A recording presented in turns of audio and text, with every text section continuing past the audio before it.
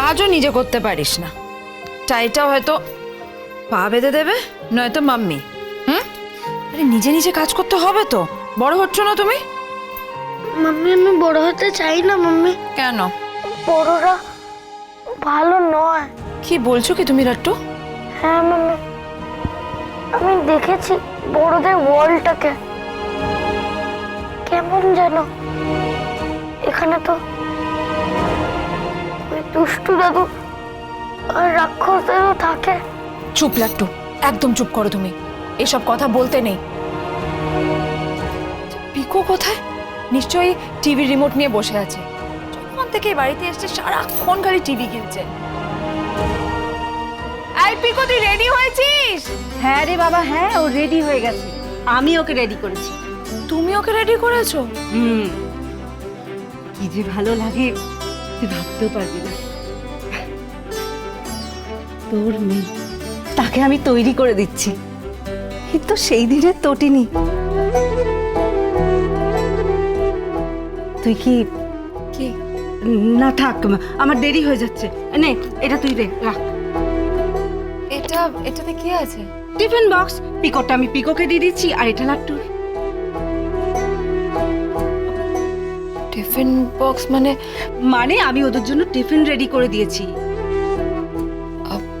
মা দেখো, এসব অভ্যেস ওদের করিও না।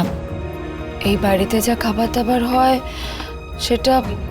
আমি আমার মেয়ে জামাইকে চিনি, আমি তোদেরকে জানি, তাই একটু ফ্রুটস দিয়েছি, একটু নুডলস বানিয়ে দিয়েছি, আর দুটো মিষ্টি দিয়েছি।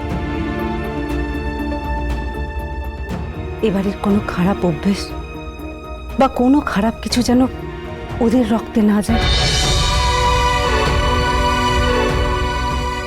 তার চেষ্টা আমি সবসময় করি। মা মা আমি কিন্তু কথাটা ওভাবে বলতে চাইনি। আমি জানি রে, তুই না বললেও এটা তো সত্যি, এটা সত্যি। মা ওই দেখো চোখে জল ফেলছে। মা প্লিজ মা, তুমি চোখে জল ফেলো না। কি করবো বল, সম্পর্কগুলো কেমন যেন ভেঙে যাচ্ছে, আর কিছু ভালো লাগে না।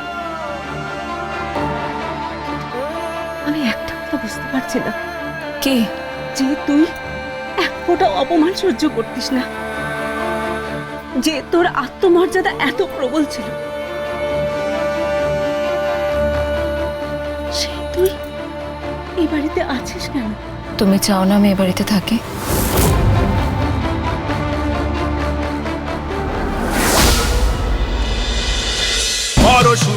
পরশুরাম আজকের নায়ক, সোম থেকে রবি প্রতিদিন রাত ৮টায় স্টার জলসায় ও জিও হটস্টারে।